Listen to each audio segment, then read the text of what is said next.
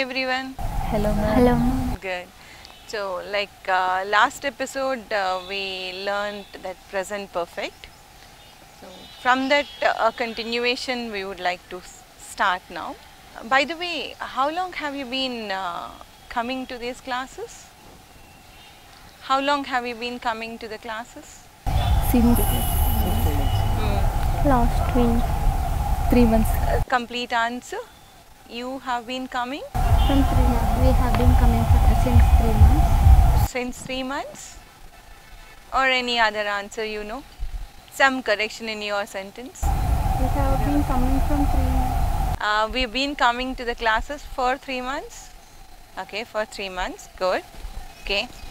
And Anusha, you're looking a bit tired. What have you been doing since morning? I was preparing for my exam and I attended an interview. That was really good. And they asked me many questions regarding my resume. And later I had Okay, regarding your resume, they asked you many questions. Acha. they went through all my resume, whatever I wrote in my resume. They Okay. asked me everything. And then we had a class. Good. And after that Okay, right. So you have been doing some work since morning. Means you have been attending an interview, right? And you have of course attended now, and a few more rounds are left for you. this was the final round. Right, okay, good. So you've been attending an interview. Kaspar Reddy, are you a native of Hyderabad?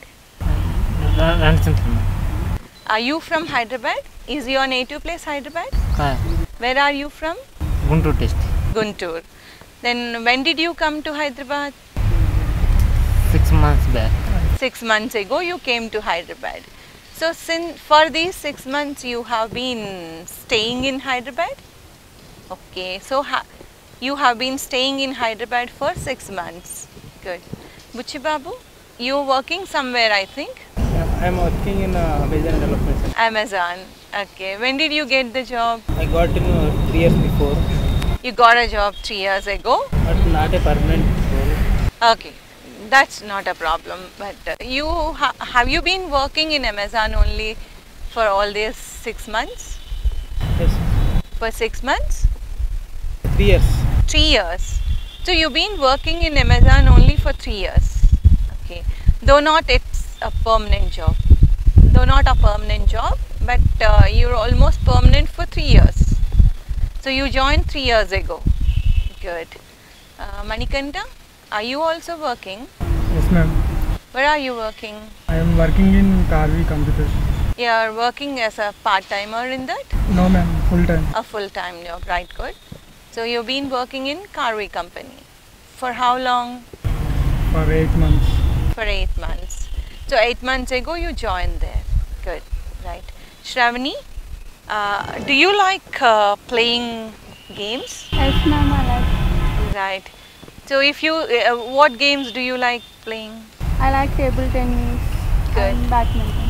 If you play badminton, one day if you start playing it, how long do you play the game? 30 minutes. For 30 minutes continuously. Then at 30 minutes you take a break. Yes, ma'am. Then you restore the game. Yes, ma'am. Okay, good, good. So if at that 30 minutes time, after that 30 minutes slot, if Anusha asks you, what have you been doing? What do you answer after your first 30 minutes of play? If Anusha asks you, right? What have you been doing? I played badminton for 30 minutes. I played or I have been playing? You played 30 minutes for 30 minutes, but just then you completed. And you are going to play it again? Right. So I have been. Right. This is where we say have been playing or has been playing. Have been or has been plus V4. That means a verb in continuous form. We call it as a present perfect continuous tense. How does this tense help us? what do we express with this tense? What are the time phrases? What is the difference between just completed and still going on? Right? Okay. When you are you are attending a class now. So when I ask you what are you doing, then you say we are attending a class. But how long have you been attending the class? It depends on 10 minutes, 15 minutes, half an hour, 1 hour, 2 hours, like that. See, what you are expressing here is right now is at this moment. That is a very short period of action.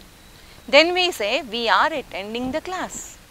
But if that short period it is extended to, right, 30 minutes, 1 hour, 2 hours, 4 hours, for a few days slot, then that long duration of time we express with present perfect continuous tense. If you just look at it, you can observe this is not one tense. This is speaking about two tenses in fact. As Shravani said, I have just completed that play, madam, so I said I played for 30 minutes. I have played badminton. I have played table tennis, because after she stopped it, when I ask, she says I have played. Means by the time I ask her, the action is over. But when I ask you, it's still going on. That is normally you say I am playing badminton. So I have played badminton for 30 minutes. Now I am playing badminton. By connecting these two time periods, we say one tense, that is present perfect continuous tense. A person starts doing something and after some time some part of the work is over. But the complete work is not over. Then as a continuation we use this tense. But for continuation we have a tense called present continuous. We are playing. Right? I have played, I am playing. That connectivity we show with I have been playing tennis or badminton for 30 minutes or for 40 minutes for 1 hour. Okay? That is present perfect continuous.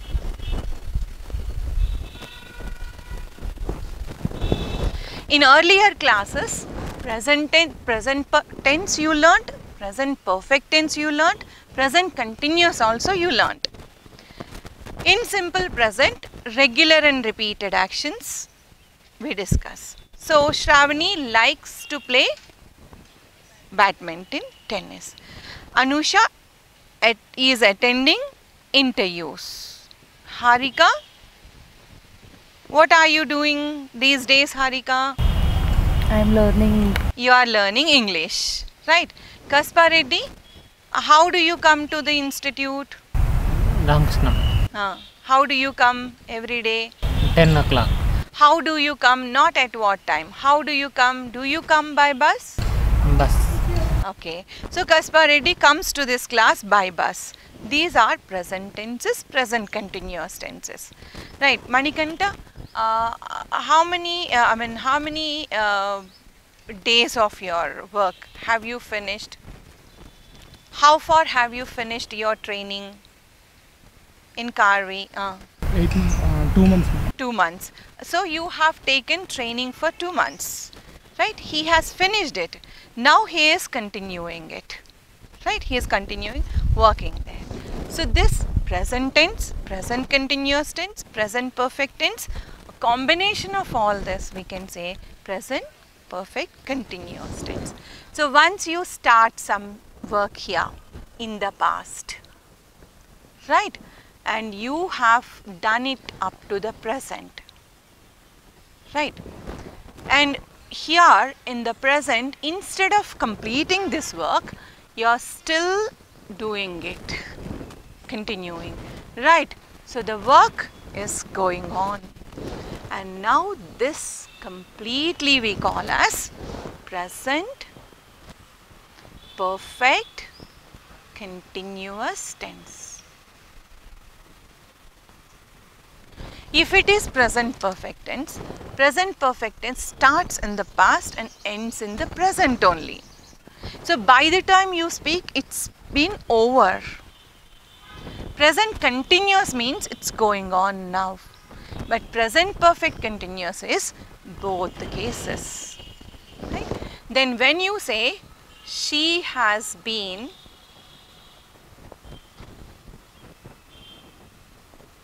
playing tennis for 40 minutes. Right. She is playing tennis.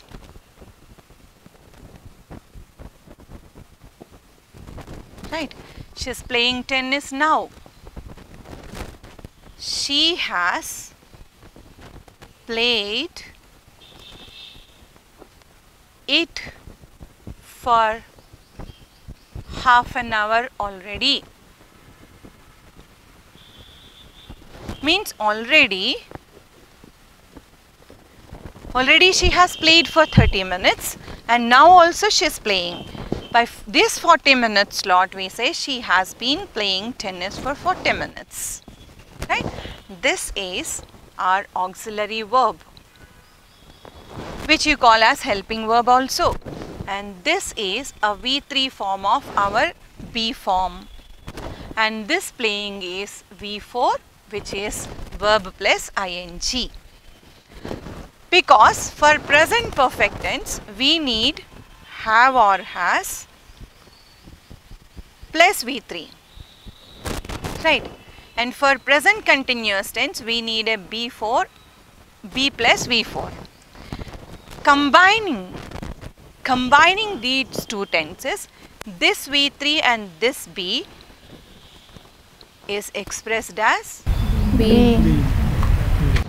That's why we have got this structure. Right? This is the life of our tense. Because this is third person singular, we say she has been playing tennis for 40 minutes. If in this place of she, when you make out they, a plural, Have been. right? In the place of has, you write have. Rest all you write as it is. Right? Singular plural differences we find only in this case. Right, good.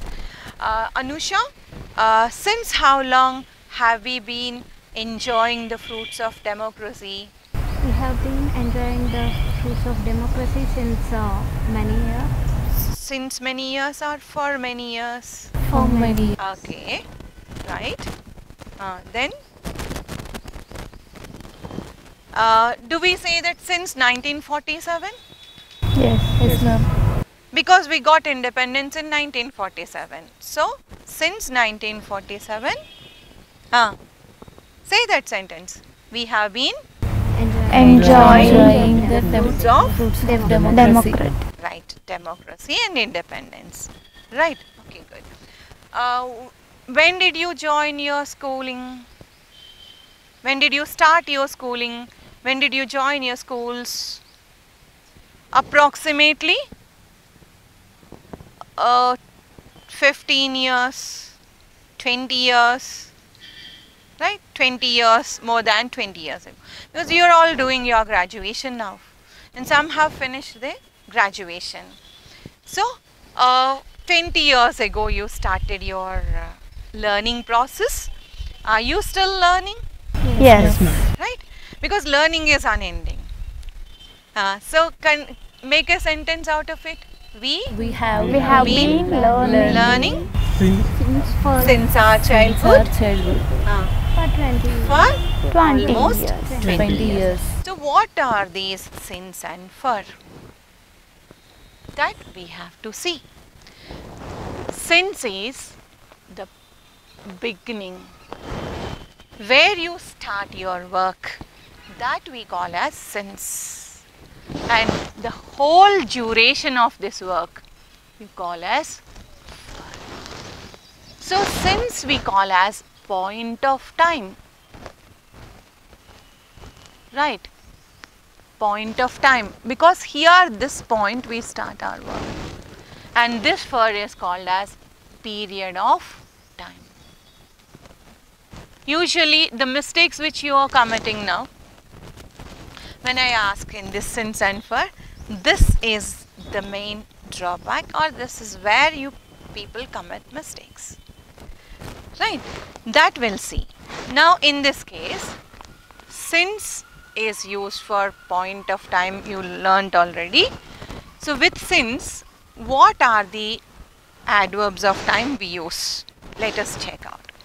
Since, you can write the years. Since 1947, right? Since 2005, since 2014. Has TRS government been in rule, been administrating the state since 2014, right? Because in 2014 elections, this party came into power.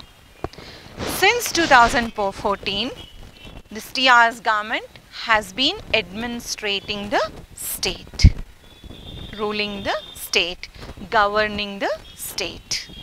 And since how long has PV Sindhu been playing badminton? Since Her childhood. Yes, 2016 she got a silver medal in Olympics. So to reach that stage, and is she playing now also? Yes. So since her childhood, she has been playing badminton, right? She has been playing. So this is, and like this age called childhood, since our school days, right? Like this.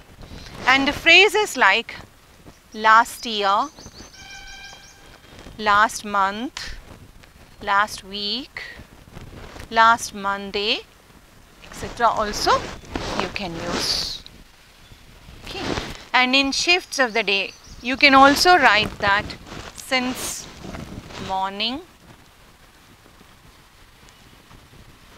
In this last year, last month, last week, last Monday, last evening, last night also we use. But when you say morning and day afternoon, yesterday morning, yesterday afternoon, this morning, this afternoon, right? Morning, afternoon, evening, this way also you can use. And then time, exact schedule of time, you say since 10 a.m. right, or since 11:30 p.m. right, since 11:30 last night or midnight. Like this you can go with the phrases 11:30. Like this you say. Okay, since. And for these years, months, dates and all this only, and here also we have dates, right? Dates. These dates come under our 10th of March, right?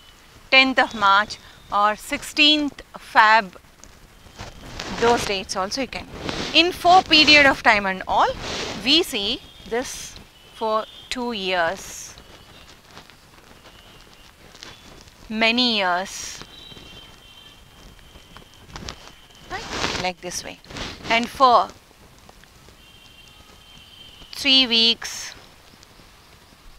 7 days, like anything in period. Okay. If you say here since July, August, like this, if you write the months names, here we say since here, like for 5 months, 18 months, etc. we can make out. Okay. And here half an hour, 1 hour, many hours. This way also we say. Okay. This is how we connect these adverbs of time with present perfect continuous tense. Right? Okay, good. Go with some more examples. And then maximum our questions are how long or since when. How long or since when. After this you write have you been learning, or since when has she been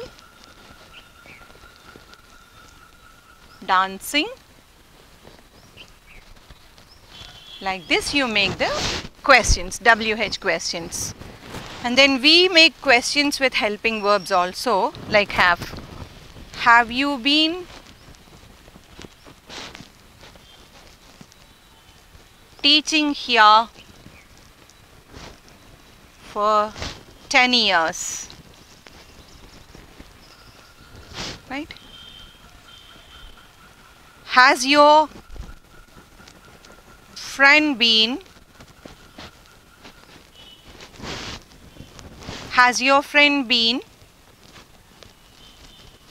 studying in this college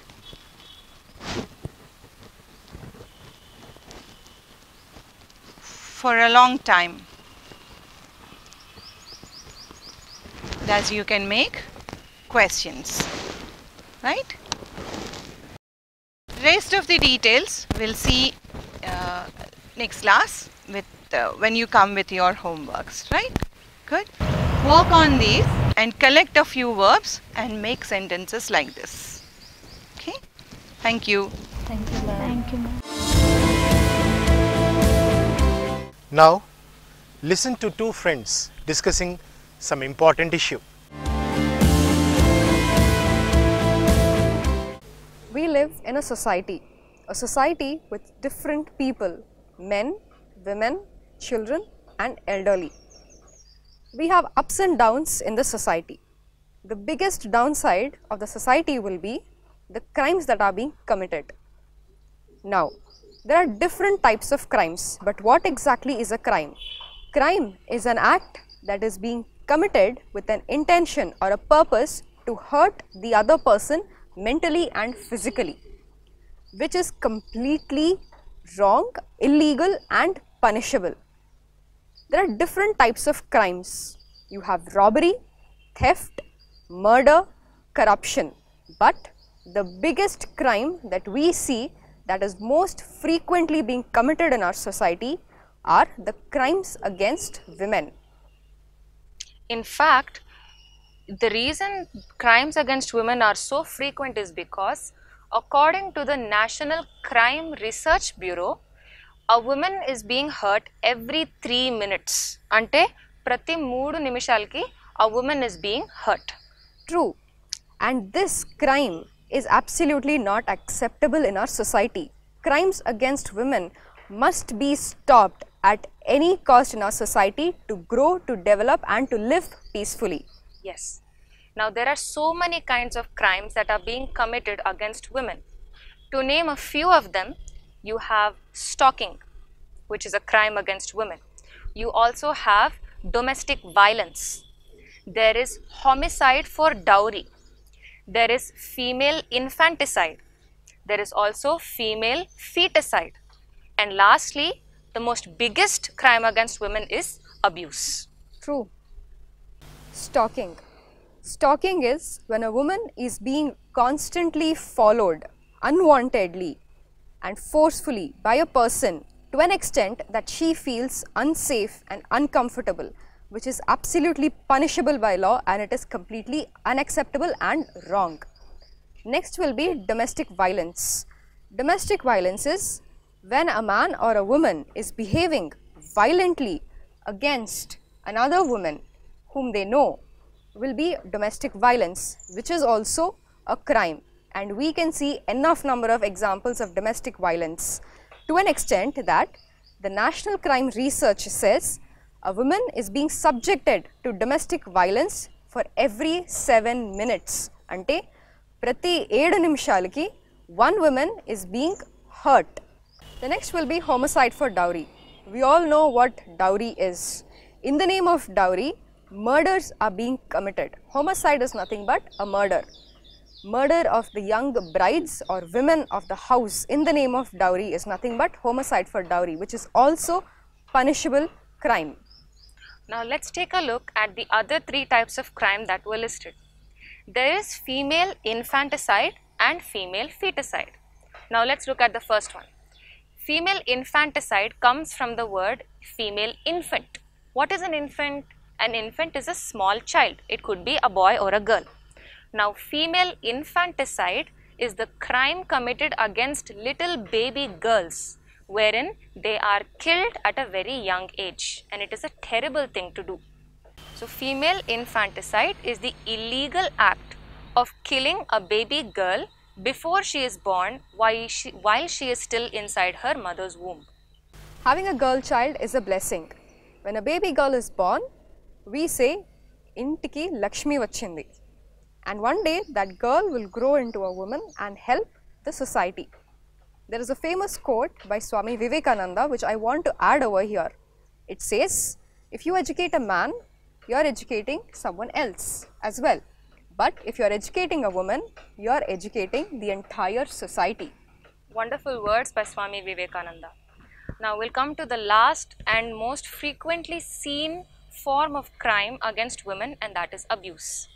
Sadly, abuse is seen so often. Abuse is the illegal act in which a woman is hurt without her permission, sometimes even forced, in such a manner that she is affected mentally and physically. And it is the major kind of crime that we must stop at any point of time in order for our society to continue living peacefully. True. Now, how to keep yourself safe from such kind of crimes? Now, all you women need to be aware of your rights. Be alert. Be aware of your surroundings as well. If you feel that you are being offended at any point, be bold, put a stop and say no.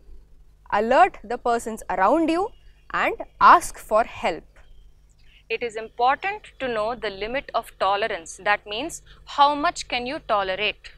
You should always be within that limit. If you feel that that limit is being pushed, inka na valla kaadu, and if you feel that way, you must put a stop to whatever is happening. Sometimes it is not possible for us women to run away from a situation where we feel unsafe. We cannot go anywhere. In such circumstances, it is important that we know how to defend ourselves. Hence, we recommend that all girls from a young age learn the act of self-defense. There are so many ways in which a girl can defend herself. She can learn karate, she can learn kung fu, she can learn taekwondo. There are simple exercises also that we can learn and put into use whenever we feel unsafe. And it is necessary that every one of us learns these. So, let us all be alert, let us all be aware and responsible and do our best to keep our women safe. Let us listen to a story. Here is another story, The Carpenter's House. You know, carpenter is a person who makes furniture and does some carving on wood, etc. An elderly carpenter was ready to retire. He told his employer about his plans to leave the house building business and live a more leisurely life with his wife, enjoying his extended family. Extended family is like he has got his grandchildren. So now his mind is on his family only. So he would like to spend more time with his family. He would miss the payment check, but he needed to retire. They could get by. That means they have another resources to meet their expenditure. The contractor was sorry to see his good worker leave and asked him to build just one more house as a personal favor. See, the contractor liked his work, the carpenter's work, and actually he didn't want his carpenter to leave his work. But as the carpenter decided to retire, so he requested him to stay back for one more house to build for him. The carpenter agreed, but it was easy for anyone to make out that his heart was not in his work. Like with the force of his owner, the contractor, he agreed to build another house, but absolutely his mind is not here with him. It's with his family only. That's why he couldn't pay more attention.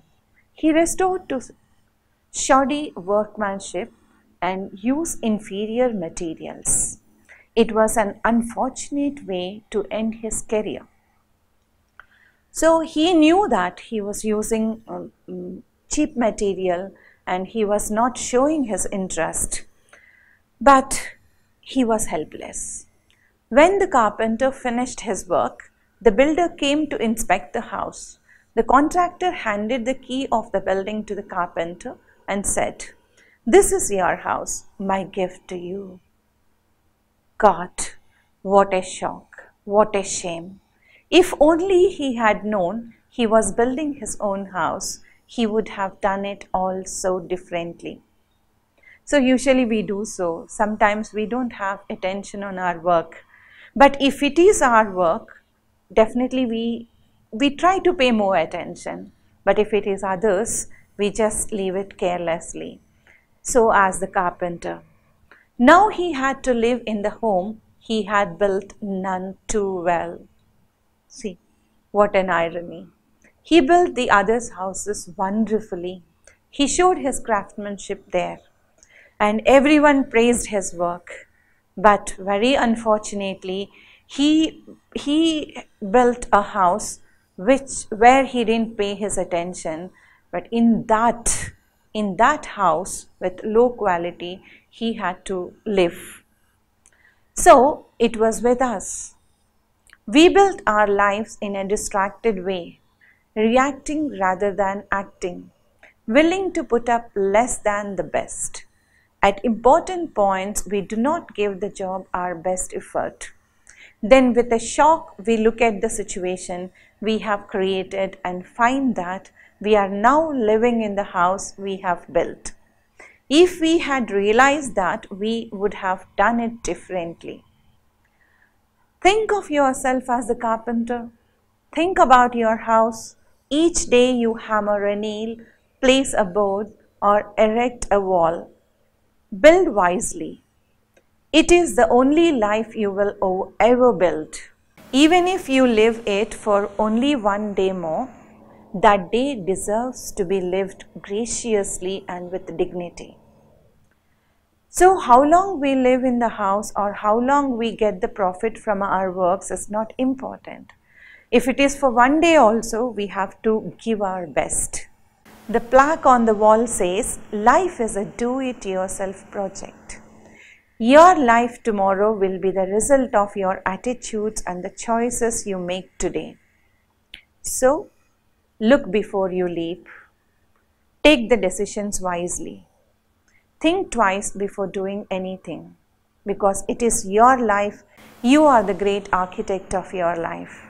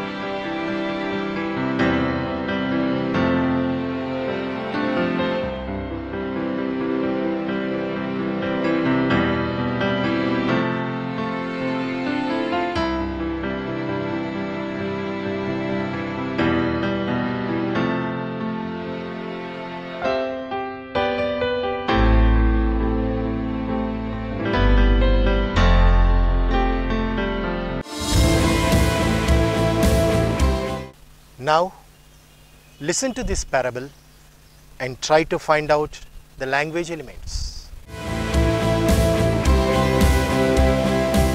Good day to you all. This is English for All. In this session of the episode, we are going to listen to a parable, which is a moral story.